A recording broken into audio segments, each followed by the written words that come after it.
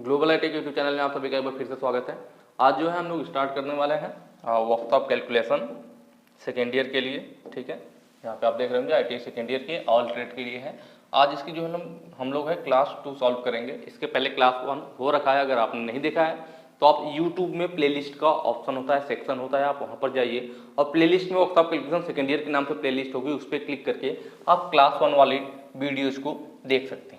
उसके बाद फिर हम सेकंड की बात करेंगे। ठीक है, यहाँ पर जो हमें क्वेश्चन सॉल्व करना है, जो ये क्वेश्चन है मैं इनका पीडीएफ इस बार आप लोगों को इकट्ठा करके दूंगा। कहने का मतलब है कि पार्ट वाइज ना दे करके ढेर सारा पार्ट हो जाता है, मैं 50-50 की पीडीएफ बनाऊंगा और इस बार उसमें थोड़ा चेंज करूंगा। मैं ये चेंज करने वाला हूँ कि जो आपको आंसर होगा ना उस क्वेश्चन के जस्ट नीचे मिल जाए, जिससे कि आपको पीडीएफ को ऊपर नीचे करके परेशान ना होना पड़े। तो थोड़ा सा इसमें टाइम लग रहा है, जल्दी मैं आप लोगों को 50-50 का इस टाइप से पार्ट बना करके पीडीएफ को 4-5 पार्ट में ही दे दूंगा। ठीक है, और दूसरी चीज आपको टेस्ट देने के लिए मैं बता दूं, पीडीएफ कहाँ मिलेगा तो यही मिलेगा www.globality.org, इसी वेबसाइट पे मिलेगा। और इस वेबसाइट पर आप ऑनलाइन मॉक टेस्ट भी दे सकते हैं, जैसे आपके एग्जाम में आता है, वो भी बिल्कुल फ्री में। ठीक है, कैसे होगा, आपको इस वेबसाइट पर जाना है, चाहे पीडीएफ डाउनलोड करना हो चाहे ऑनलाइन टेस्ट देना है, दोनों सेम सेक्शन में एक ही जगह पे मिल जाएगा। बस आपको इस वेबसाइट की यूज करना सीखना होगा। उसको मैं थोड़ा सा बता देता हूं, अगर आपको ज्यादा डिटेल में देखना है तो आप पहली वाली वीडियो क्लास 1 देख लीजिए, उसमें मैंने पूरा डिटेल में बता रखा है। आप वेबसाइट को ओपन कर लेंगे, गूगल में सर्च करेंगे ग्लोबल आईटीआई। क्या सर्च करना है आपको गूगल में? Global ITI. ऐसे आपके सामने पेज ओपन होगा, सबसे पहला वाला जो है इस पर क्लिक कर लेना है। क्लिक करते ही ऐसे आपके सामने ओपन हो जाएगा और ये सब ऑप्शन आपको दिखाई देंगे। होम, हमारे बारे में नई अपडेट, आईटीआई कोर्स। अगर आपने फोन में खोल रखा है तो ये ऑप्शन दिखाई नहीं देंगे। उसके लिए आपको फोन में राइट साइड कॉर्नर में 3 लाइनें दिखाई देंगी, इस पर क्लिक करना है, तब ये सारे ऑप्शन आ जाएंगे। फिर आपको आईटीआई कोर्स पे क्लिक करना है, तब उसमें ये नीचे जो ऑप्शन दिख रहे हैं ऑप्शन आपको दिखने लगेंगे। इसमें आपको वर्कशॉप कैलकुलेशन पे क्लिक कर लेना है। वर्कशॉप कैलकुलेशन पे क्लिक करते ही नया टैब आपके सामने ओपन होगा, आपको नीचे को स्लाइड करना है और यहाँ पर आपको ऑप्शन मिलेगा workshop calculation second year, workshop calculation and science first year. आपको सेकंड ईयर वाले पे क्लिक कर लेना है। फिर नेक्स्ट टैब आपके सामने ओपन होगा, आपको नीचे को स्लाइड करना है और यहाँ पर देखेंगे आप, तो यहाँ पर देखिए वर्कशॉप कैलकुलेशन सेकंड ईयर के नाम से workshop calculation second year mock test 1 mock test 2 आपको यहाँ पे दिख रहा है ना, यहाँ पे सॉरी। ठीक है, ओवरव्यू वाला करिकुलम पे भी कर सकते हैं, ओवरव्यू किसी पे भी कर सकते हैं। तो देखिए यहाँ पे दे रखा है workshop calculation second year 3 online mock test 2023। यहाँ पे टेस्ट 1 टेस्ट 2 ऐसे ही मैं आगे बढ़ाता जाऊंगा और आप यहाँ पे क्लिक करके बिल्कुल आसानी से टेस्ट दे सकते हैं। और नीचे आपको पीडीएफ मिल जाएगा, यहीं पे टेस्ट भी मिलेगा और यहीं पर पीडीएफ भी मिलेगा। इसलिए मैंने बताया कि दोनों चीजें एक ही जगह है। बाकी टेस्ट कैसे देना है, स्टेप वाइज कैसे रिजल्ट उसका देखना है, कौन सा आंसर सही है या गलत है, कैसे देखना है, तो इसके लिए आपको क्लास 1 वाली वीडियो देख लीजिए, उसमें मैंने पूरा दे करके टेस्ट वगैरह पूरा बताया हुआ है। क्लास 1 की स्टार्टिंग की वीडियो देख लीजिए, आप क्लियर हो जाएगा। ठीक है, चलिए हम लोग क्वेश्चन स्टार्ट करते हैं। पहला क्वेश्चन 11th है, आज का पहला क्वेश्चन है। इसके पहले का हमने पार्ट 1 कर रखा है। यदि दो वस्तुएं विराम अवस्था में, ठीक है, विराम अवस्था का मतलब क्या है आपका, कि वो रेस्ट की अवस्था में, मतलब रुकी हुई है, कहीं रखी हुई है, वह चल नहीं रही है। तो दो वस्तुएं विराम अवस्था में संपर्क में हो, मतलब एक वस्तु ये वाली हो गई, दूसरी वस्तु ये वाली होगी, दोनों एक दूसरे के संपर्क में है, मतलब उनकी सरफेस एक दूसरे से कांटेक्ट में है, तो किस प्रकार का घर्षण कहलाता है।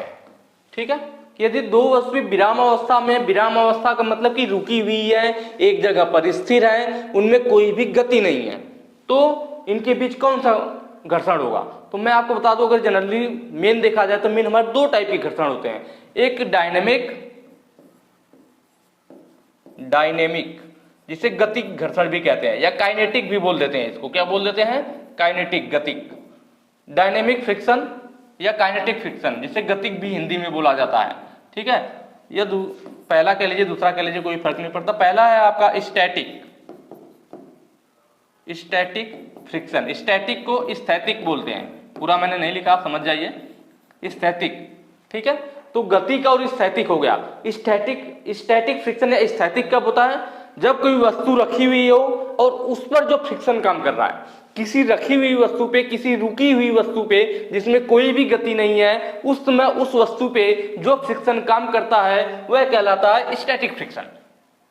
ठीक है, डायनेमिक कब कहलाएगा, जब कोई वस्तु गति में है, कोई भी वस्तु यदि मोशन में है, गति में है, उस समय उस पर काम करने वाला फ्रिक्शन डायनेमिक या काइनेटिक फ्रिक्शन कहलाता है। बिल्कुल आसान है, भाई ये तो जैसा नाम है वही है, स्टैटिक मतलब स्थिर, स्थैतिक मतलब स्थिर। यदि वस्तु स्थिर है उस समय जो फ्रिक्शन काम कर रहा है वह स्टैटिक फ्रिक्शन। यदि वस्तु गति में है तो डायनेमिक, नाम में ये डायनेमिक या काइनेटिक का मतलब ही गति होता है, तो वह गतिक फ्रिक्शन होगा। एग्जाम्पल के लिए अगर आप इस समय खड़े हैं, जैसा कि मैं यहाँ पे खड़ा हूँ, ठीक है, अगर मैं यहाँ पे खड़ा हूँ तो मेरे पैर के और जमीन के बीच में जो फ्रिक्शन लग रहा है वह कहलाएगा स्टैटिक फ्रिक्शन, स्टैटिक फ्रिक्शन, स्थैतिक घर्षण।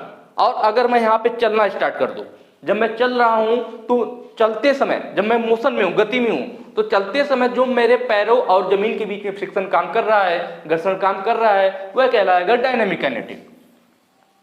सिंपल भाषा में, आप खड़े हो, ठीक है, आप किसी भी मोशन गति के सामने आप खड़े हैं, एक जगह पर स्थिर हैं, तो उस समय जो आपके पैर और जमीन के बीच फ्रिक्शन काम करेगा वह स्टैटिक फ्रिक्शन। जब आप गति में होंगे, गति की अवस्था में आप चल रहे होंगे, तो उस समय जो फ्रिक्शन काम करेगा वह कहलाएगा डायनेमिक फ्रिक्शन। बस यही छोटी सी बात है, ठीक है। तो स्टैटिक फ्रिक्शन के अंतर्गत ही हमारा आ जाता है सीमांत घर्षण बल, लिमिटिंग फ्रिक्शन बोलते हैं, सीमांत घर्षण, यह स्टैटिक में अंतर्गत आता है। जबकि डायनेमिक में हमारा स्लाइडिंग आ जाता है। कौन कौन सा? दो आ जाते हैं, स्लाइडिंग फ्रिक्शन, स्लाइडिंग और रोलिंग, दूसरा रोलिंग। यह किसके अंतर्गत आते हैं? यह आते हैं डायनेमिक की। क्योंकि भाई कोई चीज स्लाइड कर रहा है, दो वस्तुएं जब आपस में स्लाइड करेंगी तो भाई इनमें गति हो रहा है। जब दो वस्तुएं आपस में स्लाइड करेंगी तो उनमें गति होगा, तो इसका मतलब वो डायनेमिक फ्रिक्शन के अंतर्गत आएगा। मतलब स्लाइडिंग फ्रिक्शन जो है, स्लाइड करने वाला जो फ्रिक्शन होता है, जब दो वस्तुएं आपस में स्लाइड करती है उस समय जो उनके बीच फ्रिक्शन काम करता है वो डायनेमिक फ्रिक्शन के अंतर्गत आता है। रोलिंग का मतलब रोल करना। जैसे आपने देखा होगा जब सड़क बन रही होती है तो उस पर रोलर चलता है, तो जब रोड बन रही है और जो रोलर चल रहा है वहां पे गोल गोल रोलर, तो रोलर और रोड के बीच में जो फ्रिक्शन काम करेगा वह रोलिंग फ्रिक्शन होगा। और वह किसके अंतर्गत आएगा? डायनेमिक के, क्योंकि गति की अवस्था में, गति की अवस्था में तो डायनेमिक के अंतर्गत चला जाएगा, लेकिन रोलिंग कहलाएगा क्योंकि वो रोल कर रहा है। जैसे यह पेन है, इस पेन को मैं इस डिजिटल बोर्ड पे ऐसे रोल करता हूं, रोल कर रहा हूं ना, तो इस समय इस डिजिटल बोर्ड और इस पेन के बीच जो फ्रिक्शन रहेगा वो रोलिंग डायनेमिक के अंतर्गत है, क्योंकि गति हो रही है। लेकिन डायनेमिक में भी स्लाइडिंग और रोलिंग दो होता है, तो ये रोलिंग कहलाएगा। अगर यह जैसे मैं दोनों हाथ मेरा ले लीजिए, ये दोनों आपस में स्लाइड कर रहे हैं, तो दोनों हाथों के बीच में डायनेमिक फ्रिक्शन के अंतर्गत स्लाइडिंग फ्रिक्शन काम करेगा। और अगर यहीं पे मैं इस पेन को रोल कराने लगूं तो यह रोलिंग फ्रिक्शन कहलाएगा। तो यही रोलिंग फ्रिक्शन होता है और स्लाइडिंग होता है। एक और ध्यान देने वाली बात, इंपॉर्टेंट चीज है कि जो स्टैटिक फ्रिक्शन का मान होता है वह हमेशा अधिक होता है। किससे? डायनेमिक वाले से इसका मान अधिक होगा। स्टैटिक फ्रिक्शन का मान हमेशा अधिक होगा डायनेमिक वाले के। डायनेमिक में दो आए ना, स्लाइडिंग रोलिंग, मतलब स्लाइडिंग और रोलिंग के अपेक्षा स्टैटिक वाले का मान ज्यादा रहेगा। इनमें भी स्लाइडिंग है और रोलिंग है, तो स्लाइडिंग का मान अधिक होता है किससे? स्लाइडिंग फ्रिक्शन का मान अधिक होगा किससे? रोलिंग वाले से। रोलिंग का कम होगा, स्लाइडिंग का फ्रिक्शन अधिक होगा। क्यों? क्योंकि देखिए जब स्लाइड करेगी कोई चीज, भाई दो चीजों को आपको स्लाइड कराना है तो ज्यादा सरफेस यहाँ आपस में रगड़ खाएंगे, ठीक है, तो ज्यादा फ्रिक्शन लगेगा। फ्रिक्शन क्या होता है? मैंने बताया था, जिधर वस्तु गति करने की कोशिश करे उसका विरोध करना। मतलब अगर वस्तु आगे जाना चाह रही है तो फ्रिक्शन उसे रोकेगा, वो चाहेगा कि वस्तु आगे ना जाए, वह उसका विरोध करता है, ठीक है। तो जो मान लीजिए वस्तु, इसको मैं इधर खींच रहा हूं पी बल लगा करके, जब मैं इधर खींचूंगा तो फ्रिक्शन क्या करेगा? मैंने पी बल लगा करके इसको इधर खींचा तो फ्रिक्शन इसको रोकने की कोशिश करेगा या फिर इसके विपरीत दिशा में काम करेगा। फ्रिक्शन काम कहां करेगा? दो वस्तुओं के संपर्क सतहों के बीच, जहां पे दोनों वस्तुएं संपर्क कर रही होती, तो मैं पी बल लगा करके इधर खींचूंगा तो फ्रिक्शन इससे चाहेगा कि ये वस्तु ना जाए, ये इसको रोकेगा। मैं बल बढ़ाता जाऊंगा, फ्रिक्शन का मान बढ़ता जाएगा, ठीक है। मैं जितना बल लगाऊंगा फ्रिक्शन भी उतना ही बढ़ेगा, क्योंकि मैं बल लगाऊंगा कि भाई मैं खींच लूं, वो बल लगाएगा कि ना जाए, मैं सोचूंगा खींच लूं, वो लगाएगा कि ना जाए। लेकिन एक स्थिति ऐसी आएगी, बिल्कुल मान लीजिए मैंने 10 न्यूटन का बल लगाया तो फ्रिक्शन भी 10 न्यूटन हो गया, दोनों बराबर हो जाए तो फिर वस्तु आगे नहीं खिसकेगी, स्थिर ही रह जाएगी, स्थैतिक घर्षण। फिर मैंने 15 न्यूटन का बल लगाया तो फ्रिक्शन भी बढ़ के 15 न्यूटन हो गया, फिर वस्तु नहीं चलेगी, वहीं रुकी रह जाएगी, दोनों बल बराबर हो गए, अपोजिट फ्रिक्शन लगता है। फिर जब मैंने यहाँ पे क्या लगाया, 19 न्यूटन का बल लगाया तो यह भी फ्रिक्शन 19 न्यूटन हो गया, तब भी यह वस्तु आगे नहीं चली, ठीक है। तो 19 न्यूटन के बाद जो मैंने 20 न्यूटन लगाया, वस्तु यहां से आगे बढ़ गई। इसका मतलब उस केस में क्या हुआ होगा कि हमारा जो बल है वो फ्रिक्शन बल से अधिक मान हो गया। जब हमारा बल फ्रिक्शन बल से ज्यादा होगा तो वस्तु आगे चली जाएगी। तो देखिए ना, 20 न्यूटन पर जो है वस्तु आगे चली गई, तो इसके जस्ट पहले 19 न्यूटन, इस 19 न्यूटन पे वस्तु आगे नहीं चली, मतलब जब वस्तु चलने वाली होती है उसके जस्ट लास्ट एकदम आखिरी सीमा, तो आखिरी सीमा पे जो फ्रिक्शन बल होता है वही सीमांत घर्षण बल कहलाता है। सीमांत घर्षण बल कब कहलाएगा? जब वस्तु चलने वाली होती है, जो वस्तु मान लीजिए वस्तु 20 न्यूटन पे चल जाएगी तो 19 न्यूटन पे जो फ्रिक्शन उत्पन्न हो रहा है, मैक्सिमम फ्रिक्शन वही होता है, सबसे अधिक फ्रिक्शन भाई 19 न्यूटन ही तो है। इसके बाद वस्तु चली जाएगी, जो वस्तु गति की अवस्था में आएगी तो फ्रिक्शन कम हो जाता है। क्यों, अभी मैं बताता हूं। तो 20 न्यूटन पे चल गई, गति में आ गई, तो 19 न्यूटन पे भाई जो वस्तु गति की अवस्था में आने वाली थी उस लास्ट स्टेज पे जो फ्रिक्शन होगा वो सीमांत घर्षण बल कहलाता है। उसी को हम लोग क्या कहते हैं? सीमांत घर्षण बल। और सीमांत घर्षण बल का मान सबसे ज्यादा होता है, ठीक है। और स्लाइडिंग वाले का मान मैंने बताया कि रोलिंग कोई वस्तु, जैसे आप देख लीजिए ना, आप मान लीजिए लकड़ी का लट्ठा ले लीजिए, मतलब पेड़ है भाई, आपने देखा होगा, ठीक है। तो आपके जो पेड़ वगैरह होते हैं वो कैसे होते हैं? पेड़ गोल होते हैं। तो आप एक पेड़ का जो है काट करके उसका पटरा बना लीजिए, पटरा समझ रहे हो, उसको चौकोर चौकोर बना लीजिए पेड़ को काट करके, और एक पेड़ को गोल रहने दीजिए, दोनों की फिनिशिंग समान रहे। तो अगर आपको पटरे को किसी जमीन पे खिसकाते हुए ले जाना है तो उसमें ज्यादा फोर्स लगेगा, या फिर उसे रोल करके गोल गोल घुमाते हुए, अगर पेड़ गोल है और उसे घुमाते हुए ले जा रहे हैं तो भाई अगर आपको पटरा चौकोर है उसको ढकेल करके ले जाना है तो ज्यादा फोर्स लगेगा ना, ज्यादा फोर्स लगेगा। क्यों? क्योंकि वहां पे फ्रिक्शन ज्यादा लग रहा है। अगर वो पेड़ को काट करके गोल की अवस्था में है तो उसे आप आसानी से एक बार धक्का दोगे, जब वो चल जाएगा तो आसानी से वो चलने लगेगा। तो वहां पे क्या हुआ, मतलब रोलिंग फ्रिक्शन में फ्रिक्शन कम काम करता है। तो वही चीज यहाँ पर भी आप देख सकते हो, मैंने बताया कि जब वो गति की अवस्था में आता है तो फ्रिक्शन कम काम करता है। क्यों? क्योंकि जैसे आप कार देख लीजिए, अगर कार खड़ी है, स्टैटिक फ्रिक्शन काम कर रहा है। डायनेमिक फ्रिक्शन में आएगा कब? जब हम उसमें धक्का देंगे। तो देखते हैं जब कार अगर खड़ी है तो उसमें धक्का देंगे तो बहुत ज्यादा फोर्स लगेगा, लेकिन जब कार एक बार गति की अवस्था में आ जाती है, जब वो कार चल पड़ती है, फिर आप कम बल लगाते हैं तब भी वो आराम से आगे बढ़ती जाती है, कम बल पे ही। जबकि स्टार्टिंग में ज्यादा फोर्स लगाना हो रहा था, तो वही था कि स्टैटिक घर्षण ज्यादा होता है। जैसे ही वो गति की अवस्था में आती है तो हम कम बल लगाते तब भी चली जाती है, क्योंकि तब फ्रिक्शन फोर्स कम हो जाता है, ठीक है। तो स्टैटिक फ्रिक्शन का मान कम होता है, जबकि स्टैटिक फ्रिक्शन का मान ज्यादा होता है, जबकि डायनामिक वाले का कम होता है। जब वो गति की अवस्था में आ जाते हैं तो कम बल लगा के हम धक्का दे लेते हैं, क्योंकि उसमें फ्रिक्शन का मान कम हो जाता है, जबकि स्टैटिक में ऐसा नहीं है, ठीक है। तो ये चीज हो गया। तो यहाँ पूछा था दो वस्तुएं विराम अवस्था में संपर्क में हो, भाई जब विराम अवस्था में रुकी हुई तो उसमें जो फ्रिक्शन काम करेगा वो स्टैटिक फ्रिक्शन होगा, स्टैटिक घर्षण बोलेंगे। नेक्स्ट क्वेश्चन चलते हैं। सही कथन कौन सा है? देखिए, सीमांत घर्षण का मान फिसलने वाले घर्षण के बराबर होता है। नहीं, मैंने आपको बताया कि जो हमारा स्लाइडिंग फ्रिक्शन है और रोलिंग फ्रिक्शन है, यह दोनों डायनेमिक के अंतर्गत आते हैं। स्लाइडिंग वाले का मान रोलिंग से ज्यादा होता है। पहला वाला क्वेश्चन का डिटेल में वीडियो देखिए, मैंने पूरा अच्छे से बता दिया है, ठीक है। तो ऐसा नहीं हो सकता रोलिंग घर्षण का मान स्लाइडिंग घर्षण से अधिक है, नहीं। स्लाइड करने वाले में ज्यादा सरफेस टच में आएगा तो स्लाइडिंग का मान ज्यादा, रोलिंग तो आसानी से रोल हो जाएगा।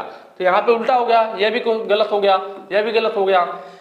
Sliding friction always less than limiting friction, मतलब जो स्लाइडिंग फ्रिक्शन का मान है वह सीमांत घर्षण से कम होता है। आपको मालूम है सीमांत घर्षण स्टैटिक घर्षण के अंतर्गत आता है, जबकि स्लाइडिंग वाला डायनेमिक में आता है। आपको मालूम है स्टैटिक घर्षण का मान हमेशा ज्यादा होता है डायनेमिक वाले से, और सीमांत घर्षण तो आपको मालूम है सबसे लास्ट वाले स्टेज का है। तो यहाँ पे ऑप्शन सी जो है आपका सही कह रहा है कि जो फिसलने वाला घर्षण हमेशा सीमांत घर्षण से कम होगा, भाई स्लाइडिंग कम होता है, जबकि लिमिटिंग फ्रिक्शन ज्यादा होता है। सीमांत घर्षण हमेशा फिसलने वाले घर्षण से कम होता है, ये गलत बात है भाई, सीमांत घर्षण का मान ज्यादा होता है, ठीक है। तो ऑप्शन यहाँ पे सी सही हो जाएगा। नेक्स्ट क्वेश्चन है हमारा, यदि वस्तु समतल पर ऊपर की ओर है तो बल ज्ञात करने का सूत्र क्या है, ठीक है। What is the formula to find the force if the object is just move off the plane, ठीक है। वस्तु की तरह ऊपर की ओर है, जो हमारे टेपर प्लेन पे इस टाइप से रखा जाता है, तो वस्तु जब ऊपर की ओर रहती है तो इसका ये पूछ रहा है इस टाइप से, ठीक है। तो इसका जो होता है हमारा एफ काम करता है, अगर पी बल से इधर खींच रहे हैं तो फ्रिक्शन इधर काम करेगा, इस टाइप से होता है, ठीक है। और इसका जो वेट होता है तो वह बिल्कुल सीधे ना होकर के टीपर में आ जाएगा, इसको बैलेंस करने के लिए, ये डब्ल्यू हो जाता है हमारा, ठीक है। फिर इसको जो है हम लोग दो भागों में बांटते हैं, हॉरिजॉन्टल फोर्स और वर्टिकल में, तो ये इसके जस्ट विपरीत हमारा आर हो जाता है। इस टाइप से होता है। तो पूछ रहा है कि यदि वस्तु समतल पर ऊपर की हो तो बल ज्ञात करने का सूत्र क्या है, तो इसके लिए आपको होता है डब्ल्यू ब्रैकेट में sine theta plus phi upon cos phi. Option B जो है आपका ये सही हो जाएगा, ठीक है। ये जो ऑप्शन बी आपको दिखाई दे रहा है, ये फार्मूला होता है आपको जब वस्तु समतल पर ऊपर की ओर हो तो बल निकालने का, ठीक है। अगर आपको ज़्यादा डिटेल में जानना हो कि भाई ये कैसे होगा तो इसको मुझे डिराइव करना पड़ेगा, ये फार्मूला कहाँ से आता है। अगर मैं उसको बताऊंगा तो लगभग 5 से 10 मिनट लग जाएगा, तो समय काफ़ी लग जाएगा, ठीक है। फिर भी अगर आपको जानना हो तो आप लोग कमेंट करना, अगर ऐसा कुछ होगा तो मैं इसका अलग से वीडियो बना दूंगा 5 से 10 मिनट का, कि इसको कैसे निकालते हैं, डिराइव कैसे करते हैं, ठीक है। तो यहाँ पे हम लोग ज़्यादा समय नहीं खराब करेंगे, बाकी आप इसको याद कर लीजिए, छोटा सा फार्मूला याद कर लेंगे तो आसानी होगा। बाकी अगर आप कहेंगे तो मैं डिराइव करके भी दिखा दूंगा। नेक्स्ट है किस कोण को घर्षण कोण कहा जाता है। यहाँ पे दे रखा है which of the angle is called angle of friction, कि अगर इस टाइप से हमारा कोई ऑब्जेक्ट है, कोई वस्तु है और रखी हुई है, तो किस वाले एंगल को इसमें से फ्रिक्शन कोण बोलेंगे। तो मैंने आपको बताया कि यदि किसी सरफेस पे, ये आपकी सरफेस हो गई, ठीक है, अगर किसी सरफेस पे एक हमारी ऑब्जेक्टिव वस्तु रखी गई है, हमारी ऑब्जेक्टिव वस्तु रखी गई है, तो अगर मान लीजिए इसको हम P बल लगा करके इधर खींचने की कोशिश करते हैं, P बल लगा करके, तो फिर क्या होगा, जिस दिशा में हम बल लगाएंगे, जिस दिशा में वस्तु गति करने की कोशिश करेगी, उसके जस्ट विपरीत दिशा में, अपोजिट में फ्रिक्शन फोर्स काम करेगा, जो उसको रोकने की कोशिश करेगा। तो ये हमारा F हो गया, ठीक है। वस्तु का भार जो होता है वो हमेशा नीचे की ओर काम करता है, तो वस्तु का जो वजन होगा, जो भार होगा, वह W नीचे की ओर काम करेगा, और वस्तु के भार के बराबर, जो न्यूटन के क्रिया प्रतिक्रिया का नियम है उस हिसाब से, वस्तु के भार के बराबर उतना ही भार का, उतना ही बल का एक ऊपर की ओर फोर्स काम करेगा, जिसको R से डिनोट करते हैं। इसे हम लोग अविलंब प्रतिक्रिया या नॉर्मल रिएक्शन बोलते हैं, ठीक है। तो समझ में आया, तभी हमारी वस्तु सरफेस पे टिकी रहती है, जितना नीचे उतना ऊपर फोर्स लगता है, तो इसलिए एक जगह पे स्थिर रहती है। अगर दोनों फोर्स बराबर नहीं होता तो वस्तु या तो नीचे गिर जाती, अगर फोर्स W ज्यादा होता तो वस्तु नीचे गिर रही होती ना, अगर R ज्यादा होता तो वस्तु ऊपर उड़ रही होती। लेकिन वस्तु एक जगह स्थिर है, इसका मतलब W और R, मतलब जितना फोर्स नीचे लग रहा है उतना ही फोर्स नीचे से ऊपर लग रहा है, तभी वस्तु एक जगह पर स्थिर है। जैसे दो लोग अगर रस्सा कस्सी में होता है ना, अगर दोनों लोग बराबर फोर्स लगा के खींच रहे हैं तो क्या होगा, दोनों लोग वहीं स्थिर होंगे, रस्सी बीच में अटकी रहेगी, ना तो इनके हिस्से ना तो उनके हिस्से। पर अगर एक आदमी का फोर्स ज्यादा हो जाए तो एक तरफ वो खींच के चले आएंगे। तो वही चीज यहाँ पर, दोनों फोर्स बराबर है इसलिए वस्तु एक जगह स्थिर है, नहीं तो वस्तु या तो ऊपर जाती है या नीचे आ जाती। एंगल की बात करें कि भाई किस कोण को घर्षण कोण कहा जाता है, तो देखिए जो हमारा फ्रिक्शन फोर्स F होता है, ठीक है, और जो हमारा नॉर्मल ये हमारा रिएक्शन R होता है, तो इनके बीच में जो एक हमारा बल होता है जिसको S से डिनोट करते हैं, किससे, S से, इसको कहते हैं परिणामी बल।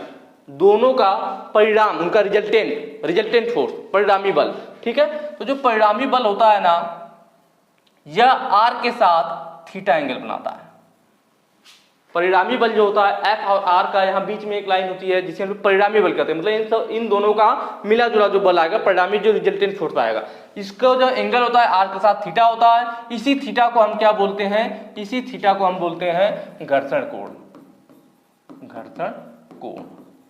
तो ये कौन सा एंगल है, तो देखिए R, यहाँ पे आपका O है, ROS, मतलब जो रिजल्टेंट फोर्स जो अविलंब प्रतिक्रिया के साथ कोण बनाता है, रिजल्टेंट फोर्स जिसे हम परिणामी बल कहते हैं, परिणामी बल अविलंब प्रतिक्रिया के साथ जो एंगल बनाता है उसी एंगल को घर्षण कोण कहा जाता है। तो अब ये कौन सा कोण बन रहा था, ROS। तो यहां देख लीजिए एंगल ROS, ऑप्शन बी आपका सही हो जाएगा। कहां से आया, समझ में आया, ठीक है। इसका भी हम लोग आगे भी यूज करेंगे। घर्षण कोण देखिए इसी में मैं बताऊंगा उसको कैसे यूज करके, यहाँ पे आता है tan थीटा। यदि घर्षण कोण थीटा है तो घर्षण गुणांक क्या है, ठीक है, what is the coefficient of friction if the angle of friction is theta, ठीक है। घर्षण कोण थीटा है, अभी हमने पीछे वाले फिगर में देखा घर्षण कोण यहाँ पे दे रखा था थीटा है, तो ये पूछ रखा है कि आपका घर्षण गुणांक क्या होगा। तो मैंने आपको बताया था formula F is equal to mu R। Mu हमारा क्या था, म्यू हमारा घर्षण का गुणांक था, घर्षण का गुणांक क्या था, म्यू था। म्यू को तो घर्षण का गुणांक कहते हैं, घर्षण गुणांक कहते हैं। R हमारा नॉर्मल रिएक्शन अभिगम प्रतिक्रिया, F हमारा फ्रिक्शन फोर्स था, घर्षण बल था। तो ये चीजें थी, ठीक है। पिछला वाला फिगर बना लेते हैं तो आपको समझ में आएगा ये कहां से आ रहा है। तो मान लीजिए ये हमारी एक वस्तु है, वस्तु हो गई किसी ऑब्जेक्ट पे रखी, किसी मेज पर, किसी जमीन पर रखी हुई है, ये हमारी वस्तु है। इसको हम P बल लगाकर इधर खींचने की कोशिश करेंगे तो इसके जस्ट विपरीत दिशा में हमारा फ्रिक्शन फोर्स काम करेगा जो उत्पन्न हो जाएगा। नीचे इसका भार W काम करेगा, W के बराबर जस्ट विपरीत दिशा में नॉर्मल प्रतिक्रिया काम करेगी, हमारी अविलंब प्रतिक्रिया, ठीक है। और इन अविलंब प्रतिक्रिया और फ्रिक्शन फोर्स का बीच में एक बल होता है जिसे परिणामी बल कहते हैं। ठीक है, रिजल्टेंट फोर्स कहते हैं। और इसका जो एंगल होता है आर के साथ, परिणामी बल का अवलंब प्रतिक्रिया के साथ जो एंगल बनता है उसी को कहते हैं हम लोग क्या, घर्षण कोण कहते हैं। तो बोल रखा है यदि घर्षण कोण थीटा है तो घर्षण गुणांक क्या है, घर्षण कोण थीटा है, ठीक है, यहाँ पे थीटा है, यहाँ से निकाल लेते हैं। म्यू का मान पूछ रहा है, घर्षण गुणांक क्या होगा, तो आपको मालूम है F equal to mu R होता है, तो घर्षण गुणांक म्यू बराबर क्या हो जाएगा, आर का इसमें गुणा इधर आएगा, भाग हो जाएगा F अपान आर। म्यू क्या है आपका, घर्षण गुणांक, ये चीज है ना। अब mu equal to F upon R, अगर हम F और R की वैल्यू रखें तो हमें पता चल जाएगा घर्षण गुणांक का मान कितना होगा। तो F का मान क्या होगा, तो देखिए यहाँ पर F है, ठीक है, ये हमारा फ्रिक्शन फोर्स हो गया। तो F और R की वैल्यू हमें चाहिए। तो देखिए जो परिणामी बल होता है ना, ये जो परिणामी बल है इसको हम लोग, ये बीच में है, अब इसका हमें पता नहीं चल पा रहा कि फोर्स कितना है, तो परिणामी बल को जो ये बीच वाला फोर्स है इसको हम लोग वर्टिकल फोर्स और हॉरिजॉन्टल फोर्स में बांट देते हैं। वर्टिकल और हॉरिजॉन्टल में कैसे बांटा जाता है, तो जो भी परिणामी बल का मान हो, अब हमें यहाँ मान तो दिया नहीं है, तो हमें मालूम है कि परिणामी बल का मान कितना है, S है भाई, परिणामी वाला जो बल है उसका मान क्या है, S है, तो हम इसको बांट देंगे, मतलब R के बराबर क्या लिख सकते हैं, R किसके बराबर होगा, तो S और cos थीटा। देखिए बल जो हमारा परिणामी बल बढ़ता है वो cos थीटा और sin थीटा के रूप में बढ़ता है, किसके, cos थीटा और sin थीटा के रूप में। तो किसके साथ cos थीटा लिखे, किसके साथ sin थीटा लिखे, ये कंफ्यूजन हमेशा दिमाग में रहता है। तो आपको हमेशा ध्यान रखना है कि थीटा जिस वाले के साथ लगा हुआ हो उसके साथ cos लिया जाता है। तो देखिए R वाले के साथ थीटा लगा हुआ है ना, तो फिर उसके साथ cos लेंगे। थीटा जिस बल के साथ होता है उसके साथ cos लिया जाता है। तो हमारा परिणामी बल यस था, परिणामी बल का मान यस है, तो हमारा R का मान क्या हो जाएगा, तो S cos थीटा, और F का मान क्या हो जाएगा, तो F बराबर हो जाएगा आपका cos थीटा, हमने वहां ले लिया, S लिखेंगे, परिणामी बल का मान कितना है, S है, वहां भी S लिखा था हमने। अब इसके साथ क्या लेंगे, S sin थीटा। आएगा समझ में। तो हमने परिणामी बल को अब आधा वर्टिकल में बांट दिया, आधा हॉरिजॉन्टल में बांट दिया। अब यही वैल्यू हमें रख लेने, F का मान कितना आया, S sin थीटा, और R का मान कितना आया, S cos theta. S cut जाएगा, sin थीटा बटे cos थीटा बचेगा, और आपको मालूम है sin थीटा बटे cos थीटा को क्या बोलते हैं, tan थीटा। किसके बराबर आ गया, म्यू बराबर, म्यू क्या था आपका, घर्षण गुणांक था। तो यहां से देख लीजिए ऑप्शन सी सही हो जाएगा, tan थीटा। समझ में आया, कहां से आया, नहीं आया तो दोबारा से एक बार और वीडियो देख लीजिए, ठीक है, ठीक है। आगे है हमारा, दी गई आकृति में R अक्षर को क्या दर्शाता है, ठीक है। बाकी मैं आपको बता दूं, अगर आप लोग आजकल सोशल मीडिया तो सभी लोग यूज करते हैं, उसमें एक टेलीग्राम है, सॉरी इंस्टाग्राम है ना, तो जो लोग इंस्टाग्राम यूज करते हैं वो लोग हमें भी वहां पे फॉलो कर सकते हैं। अगर आप सर्च करेंगे ना ग्लोबल ITI अभी, ठीक है, तो वहां पर मैं मिल जाऊंगा आपको, और अगर आपका मन हो तो आप वहां पे मुझे भी फॉलो कर सकते हैं, बाकी कोई जबरदस्ती नहीं है। बाकी चलिए हम लोग पढ़ाई की बातें करते हैं। आगे क्या कह रहा है, दी गई आकृति में R अक्षर को क्या दर्शाता है, तो मैंने आपको अभी बता दिया कि अगर मान लीजिए कोई वस्तु रखी हुई है, यहाँ पे देखिए वही चीज दिखाया हुआ है कि ये वस्तु रखी हुई है, ये एंगल कितना है, थीटा है, वस्तु को P बल से इधर खींचा जा रहा है, ठीक है, और इसके जस्ट विपरीत दिशा में क्या काम करेगा, F काम करेगा, फ्रिक्शन फोर्स काम करेगा। और आपको मालूम है ये F हो गया, और यह देखिए यह क्या है, यह इसका भार होगा वस्तु का W।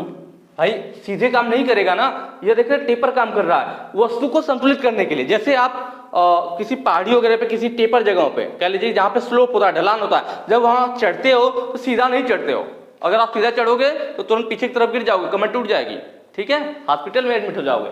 तो आप क्या करते हो, जैसे आप किसी ढलान पे, किसी स्लोप वाली जगह पे चढ़ते हो तो आप अपनी बॉडी को हल्का सा आगे झुका लेते हो, फिर चढ़ते हो, ठीक है।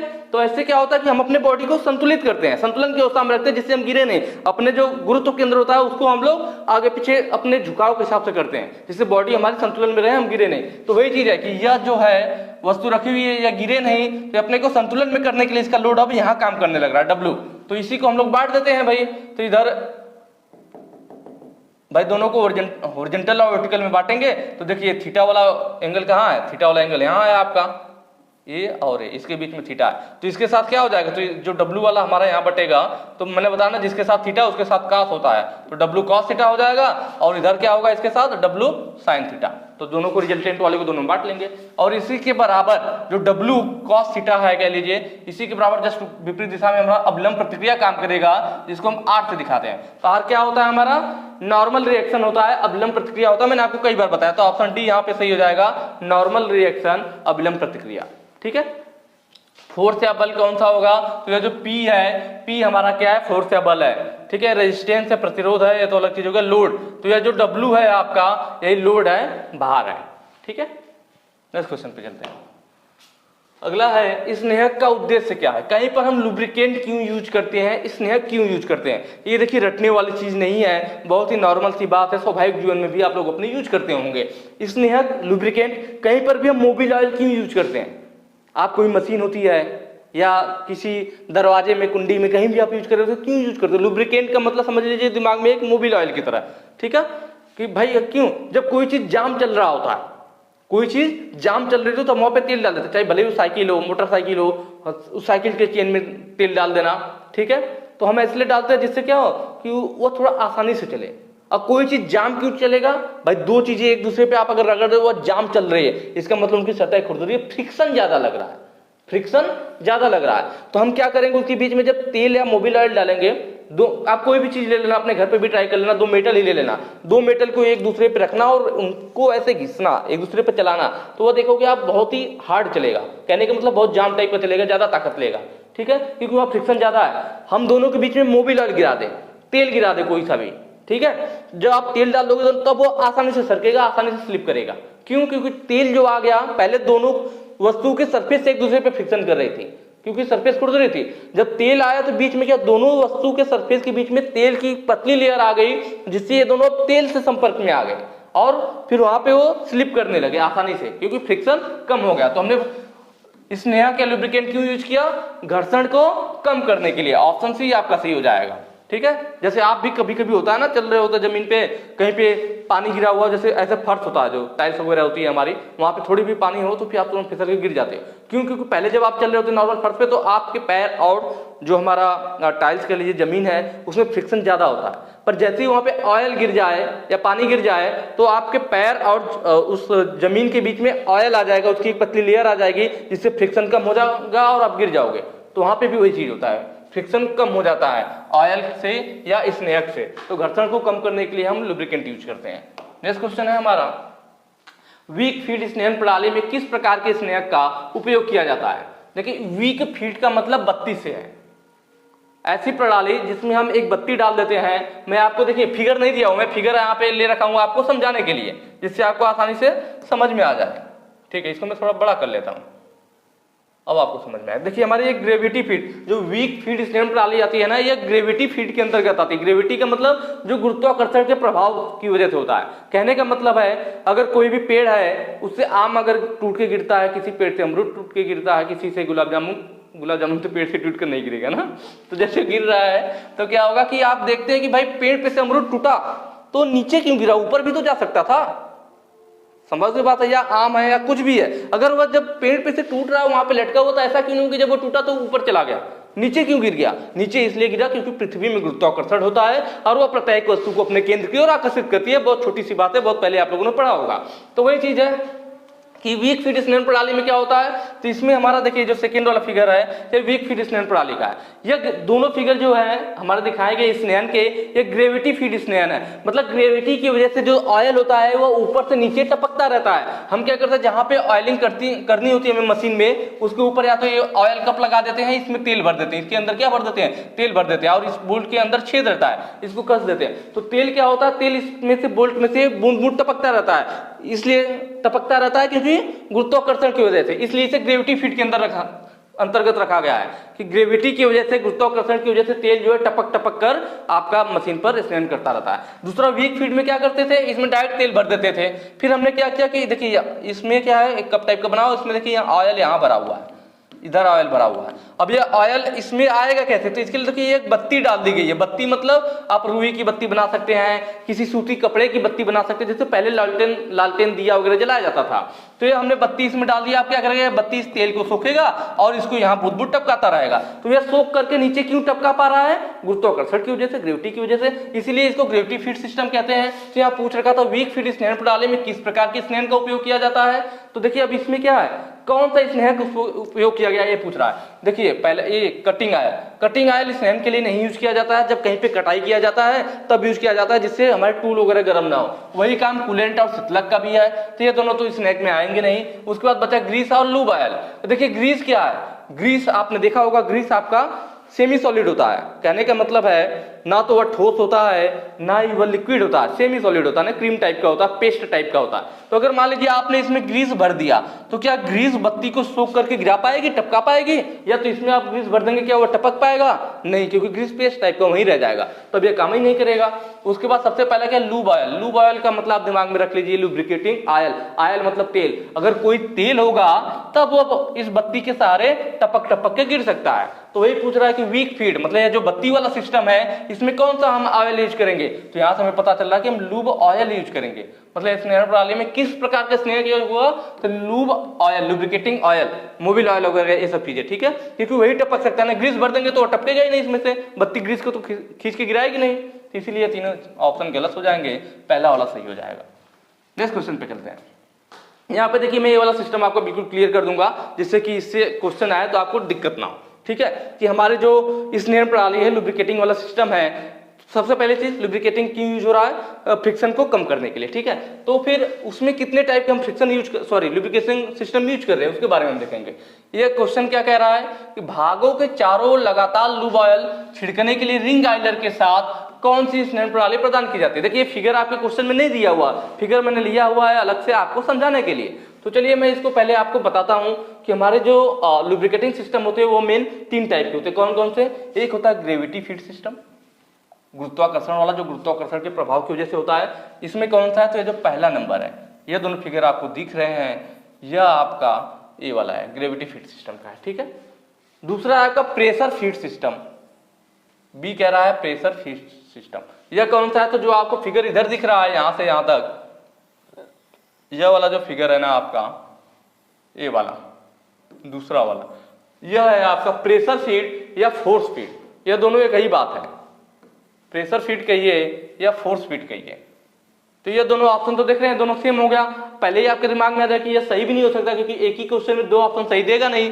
तो प्रेशर फीड कहिए या फोर्स फीड सिस्टम के, दोनों एक ही बात है, प्रेशर फीड या फोर्स फीड। तो ये दोनों ये हो गया। तो देखिए पहला तो आपको समझ में आया होगा, ग्रेविटी फीड सिस्टम, ये मैंने भी पीछे आपको समझाया कि ग्रेविटी की वजह से, गुरुत्वाकर्षण की वजह से जो तेल नीचे टपक टपक कर ऑयलिंग करता रहता है, लुब्रिकेटिंग करता रहता है। तो ये ग्रेविटी फीड सिस्टम हो गया। दूसरा क्या हो गया आपका, प्रेशर फीड, यह पहला हो गया, ठीक है, 1 number gravity feed system.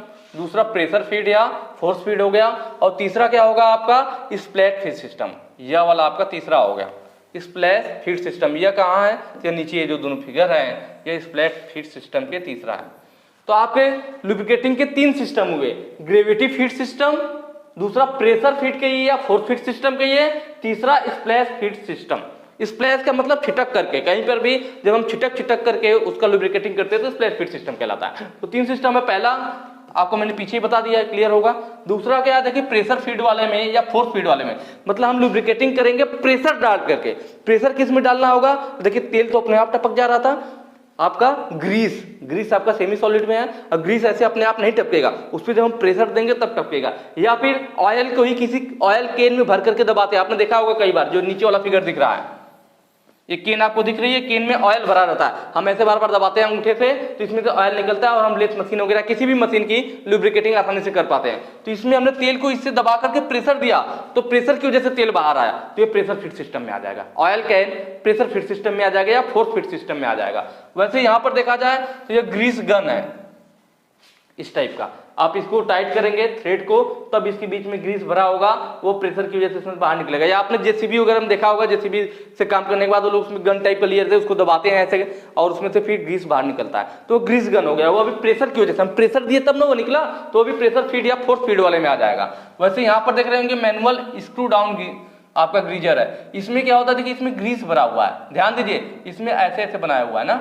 Oil के लिए हम ऐसे ऐसे बनाते हैं, ऐसे ऐसे से, ठीक है। और जब ग्रीस रहता है तो ऐसे ऐसे बनाते हैं टेपर में। अगर कहीं पे टेपर में बना हुआ तो ऑयल में समझ लेना ग्रीस है, सीधा बना होगा तब ऑयल या तेल है, और ऐसे बना होगा तो ग्रीस है। तो इसमें ग्रीस भरा हुआ है। अब इसमें क्या ऊपर थ्रेड कटा हुआ है, ढक्कन को जब थ्रेड पे कसते हैं टाइट होता है तो यहाँ पे प्रेशर लगता है और ग्रीस इसमें से बाहर आता है। तो प्रेशर लगा करके, फोर्स लगा करके हमने किया तो प्रेशर या फोर्स फीड सिस्टम हो गया।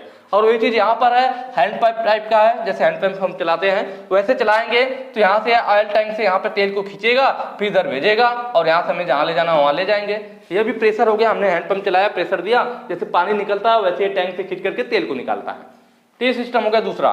तीसरा क्या था, स्प्लैट फिश सिस्टम या छिड़क करके जो है। तो इसमें देखिए एक तो ये है कि हमारा जो सॉफ्ट होता है उस पर हमने क्या, ये रिंग पहना दिया, रिंग मतलब अंगूठी टाइप का, दिख रहा होगा आपको फिगर में, रिंग आयलर, ठीक है, इसी को कहते हैं रिंग आयलर। तो ये साफ्ट है, नीचे तेल भरा हुआ है, इसमें एक रिंग हमने पहना दी। जब साफ्ट गोल गोल घूमेगी तो ये रिंग क्या होगा, इस पे टकरा करके रिंग भी घूमेगा, तो तेल इसमें, तिल में जब रिंग टकराएगा तो तेल छिटक छिटक कर इसके ऊपर जाएगा। तो इसको बोलते हैं स्प्लैट फिश सिस्टम, क्योंकि यहाँ पे तेल छिटक करके स्नान कर रहा है। वैसे इसमें भी है, जब हमारा यह उसमें लगा होता है आपका, खास करके इंजन वगैरह के पिस्टन वगैरह में, जब यह ऊपर नीचे होता है तो यह तेल यहाँ नीचे भरा होता है, ठीक है। तो जब यह ऊपर नीचे चलेगा तो यह तेल में जाकर टकराएगा, तेल छिटक छिटक करके स्नान करेगा। तो यह दोनों इसलिए छिटक करके स्नान कर रहे हैं, तो ये स्प्लैट फिश सिस्टम के अंतर्गत आ जाते हैं। क्वेश्चन में पूछा भी था, भाग के चारों लगातार लुबाल छिड़कने के लिए रिंग आयलर के साथ कौन सी स्नान प्रणाली प्रदान की जा रही है। देखिए रिंग आयलर, इसमें एक रिंग पहनाया गया और ये यहाँ पे टकरा करके भाग के चारों ओर छिटक करके स्नान कर रहा है। तो रिंग आयलर के लिए कौन सा है, स्प्लैट फिश सिस्टम है। ऑप्शन सी आपका सही हो जाएगा।